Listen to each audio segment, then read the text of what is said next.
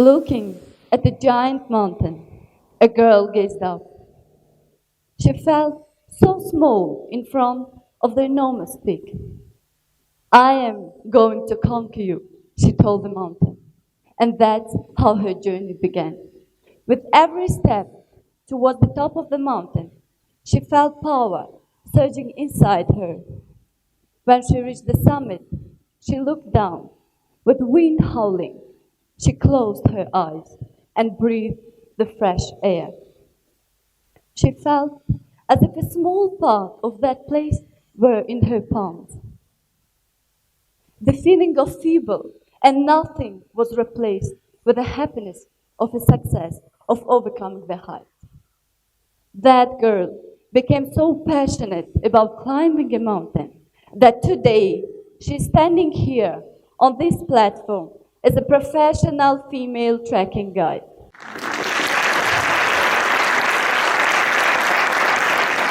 Many years ago, I started my journey to become a trekking guide. As one of the pioneers to major in tourism from the Khorog State University. The university was just building its tourism department. And mostly the source of learning were the mountains themselves. My practice nourished my trekking abilities, and I did my first proper hike with one of the trips that was arranged by PECTA, the Pamirs Eco-Cultural Tourism Association. This was not an easy task. It was snowing in June in Morgab area. And we had to cross 16 rivers in one day. Not to mention frozen toes, a broken car, and chilly nights. However, this was just the beginning of my expedition.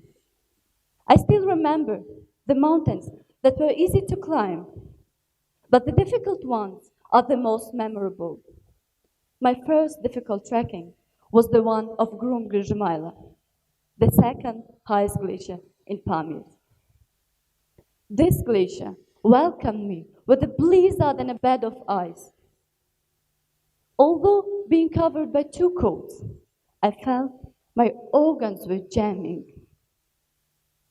The lack of a proper trail and an extremely steep path made me to forget my aim for a second. And all I could think at that time was to interrupt our journey and to return back. However, what I saw next still serves as an inspiration and motivation towards my future goals.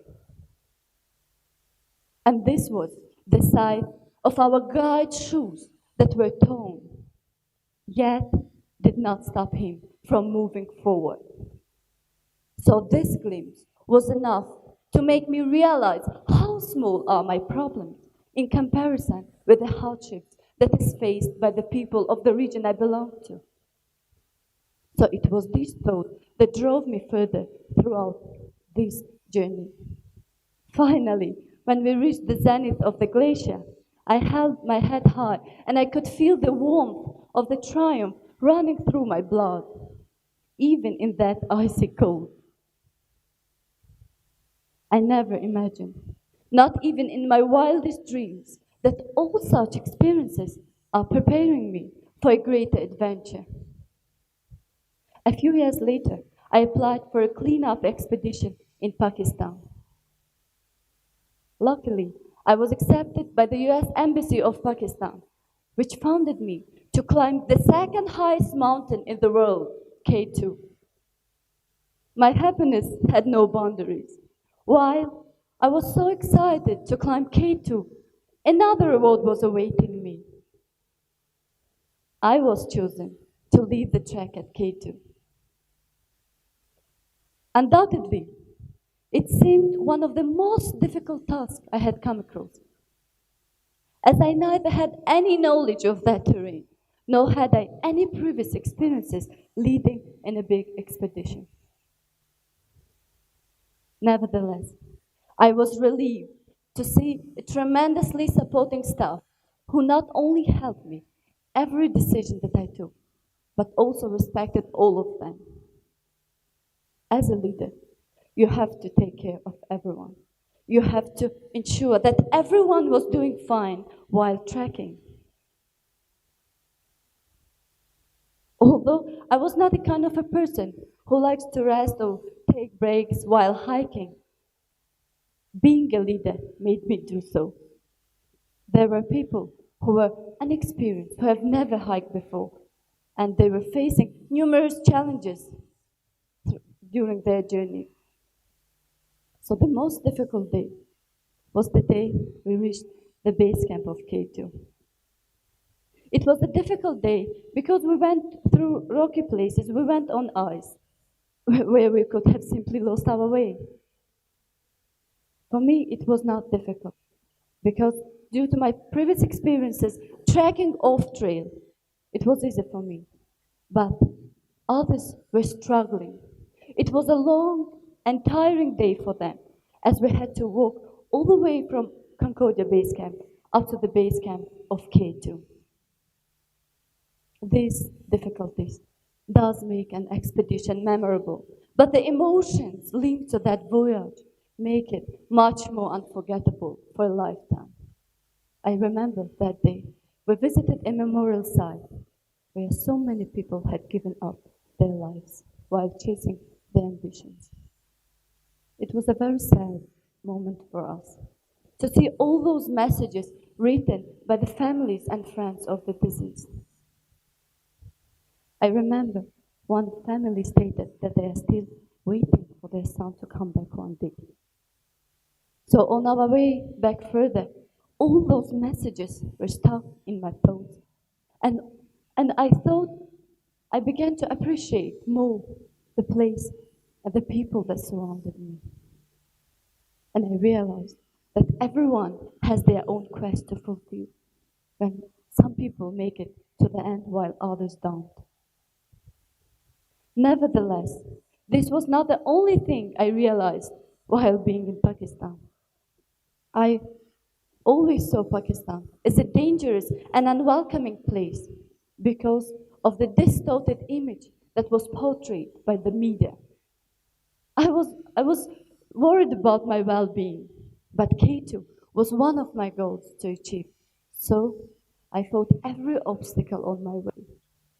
And I realized that the people are loving and caring. They made us feel like we're at our own homes. We trekked for 2 weeks, and during those 2 weeks, I learned to love Pakistan and its people. It taught me to believe my eyes more than others. I was also impressed to see the way people valued and preserved their culture over the rapidly changing years. After coming back from K2, I became very confident in doing something as a leader. We came up with an idea of opening an NGO, and we could convey the knowledge of tourism to the people, and basically to the young girls who want to become future trekking guides. Different organizations were helping us to conduct our trainings, and our small dream became a reality. I never thought, ever, that mountains can hold a fortune for me. A fortune which will ultimately make me a leader, which will help the people of her community. These experiences brought me to the edge of what was unknown, and I could encounter the mystery, what the destiny held for me. And from that verge of unknown, I realized that the end is nameless. What a person might find at the margin is mysterious. But the journey that will be taken or decided by the person is known.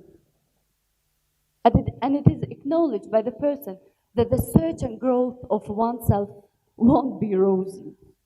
Rather, it will be an expedition or a journey of a frozen ice on which a person will sleep, but will also learn to stand.